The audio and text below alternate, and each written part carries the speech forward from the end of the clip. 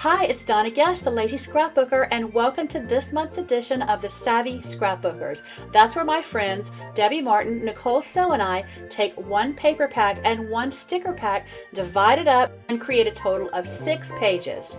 This month, we're taking on the Legacy of Love collection, and we're showing you that it doesn't have to be used for heritage albums.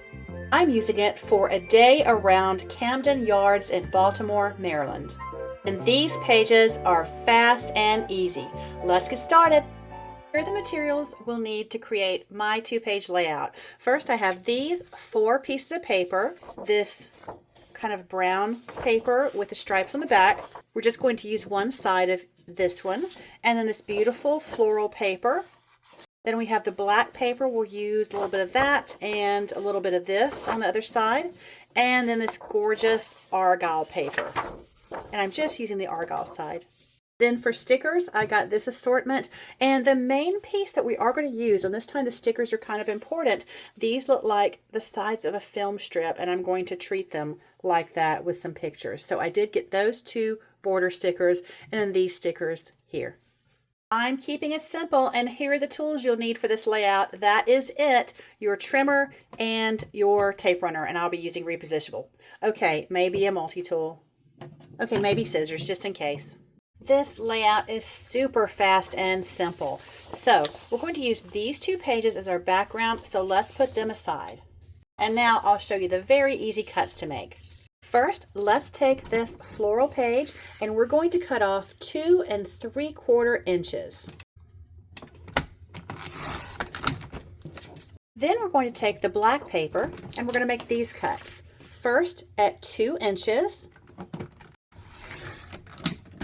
Then we're going to turn on its side, and we're going to cut 5 2-inch squares. And of course, when you do this, you're going to have a 6th one left over, but we're not using that one. Now we're going to take this and we're going to cut 1/4 of an inch. And to do 1/4, you're going to line up your paper at the right edge of that gray mat strip. Now we're going to cut some photo mats. So we're going to cut that. I like a skinny mat to give more room for your photos, and this is just black paper, so it's nothing spectacular. We're going to cut it at 4 1/4 inches. So it will give you an 1/8 of an inch on both sides. And let's do that again. So we'll end up with 4 mats. Now, I'm not going to cut them this way just yet because it really does make a difference on what your photos are. If I cut them in half, you know, I'd have room for a 5 3/4 photo, but there might be something that I need a full 6 inches on for the photo, which would need to be 6 1/4 inches long, making this one down here a little shorter for a 5 1/2 inch photo.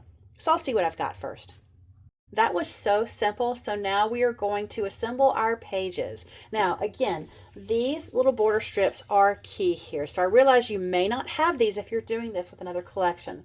So if that's the case, you could use this extra piece right here, or we've got a lot left over on this piece right here. I love this paper, but I didn't use a lot of it. It really is a pretty busy paper. But then you have this, what looks like a census paper on the back side. Whatever papers you have left, if you're doing a different collection, you can cut some, maybe 1/2 inch strips, 2 1/2 inch strips to do what we're about to do. But the film strips are really what make this. So we're going to put this argyle piece on the right side and this tan kind of brown piece on the left side. I like the argyle, of course, going up and down. Now let's take the floral piece and we're going to attach it to the far left side for our border.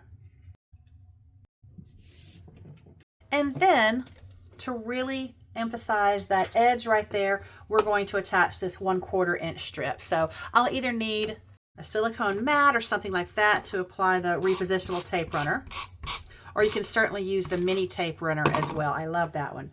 So we're just going to tie this up with a nice little strip here.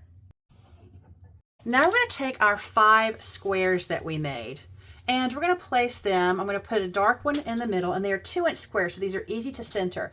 So when doing this, it's so great to have your 13 by 13 cutting mat on the table because you have the ruler all the way around. So I can center this between the 5 and the 7. The rest of them, I am just eyeballing because it's about the same space, and notice I'm flipping over these two right here to give a little bit of variety. You don't have to do that, but the reason I'm doing that is because we're going to put stickers on top of these, and some of my stickers are more of a white tone and they'll look better on black, and then some are maybe a black tone and they'll look better on white. So I like the variety there. Now that I'm happy with those, we'll go ahead and stick these down. And again, these are super fast pages and will really show off your photos very well. And I hope you love watching the Savvy Scrapbookers. We certainly love making these videos. So if you haven't subscribed, be sure to click like or subscribe so you'll see all future videos. Now I'm actually going to go ahead and put some stickers down with this. Oh, let me make sure I get this clock right. Yeah, it's important to have the 12 at the top.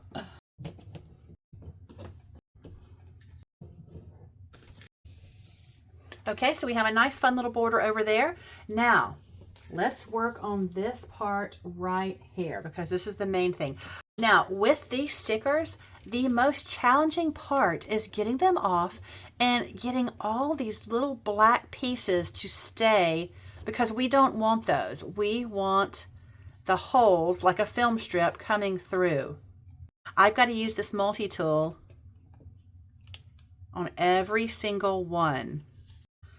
The main ingredient here for this sticker strip is patience, which I don't have a lot of course, which is why I'm a lazy scrapbooker. I can't get them off. I think these are part of me now. Okay, so I managed to get them all off that first strip, so I'm going to throw this piece away. I would say, hey, those are bonus stickers, but no, I don't want to see those ever again. Okay, so I'm going to go ahead and stick this down. Oh, there's another one stuck right here. And if you see them just stuck on, you can use this other side of the multi-tool to get them off. Is there anything the multi-tool won't do? So I'm going to leave about maybe ½ inch. I'm basically sticking this down an inch over. Ooh, that makes a fun noise. Okay, and now we're going to put 2 6x4 photos, or I guess these are 4x6 since they are a portrait. Or if you wanted to do something different, maybe you have 3 4x4 photos. You could put 1, 2, 3, or whatever you have. So I'm actually using regular tape runner here because I feel very confident about sticking these down. So this is a place where I'm actually putting the photos down first. If you don't have your photos yet, and sometimes that happens, you want to just leave 4 inches in between. So guess what I have to do now? I gotta do this again. Oh, look, some of them are coming off. Some of them are sticking to the plastic. Amazing. I kind of pulled back on it a little bit more, so that's a good tip. Okay, so now we're going to put this right up to the side of this. Wonderful, and we have a cute little film strip. And I do think that would look great with multiple photos. If you have 3 photos, that would look really cool. So now it's time to put the remaining photos down and stickers once we're done. And of course, journaling. So I've got enough for 4 photos. I have 5 left over, so you can also use this part here as a photo mat. I don't think this makes a very good photo mat. I could be wrong though. If we cut it short, it might look really good. We'll see. But first, I'm going to cut everything else to fit. So I like to put the photo on there sometime, and then I can come here and cut it the perfect size. If my edge of the photo is right here on the left side of this gray mat, I know that I'm cutting 1/8 of an inch. So now I have a smaller one left, so let me find a small photo. I'm going to make sure I have enough room on these. If not, I'll trim something down. Oh, it looks just perfect, actually. I'm so confident. I'm going to put them both on right here and then trim between them. And this is the main photo, so I'm going to try this.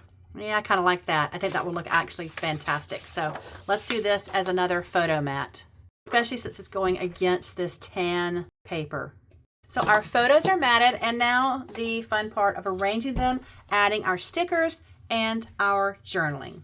I do like an overlap. I'm going to do that. I think I have these where I want them. I'm going to put my photos down with a tape runner, and then I'll add my stickers and journaling. And done. I love the way these turned out. They are super fast and easy. And I've added my stickers. We already had these. I added them here. And then I added the journaling here. I'm doing something a little bit different in the album I'm working on where my husband has journaled. So since he already typed it up for me, I'm actually doing typed journaling for this one on some photo safe paper. So there you go, a super fast and easy layout. I hope you have so much fun doing this one. Now head over to Debbie's and Nicole's videos. You'll find the links to their videos in the description of this video. Thanks for watching.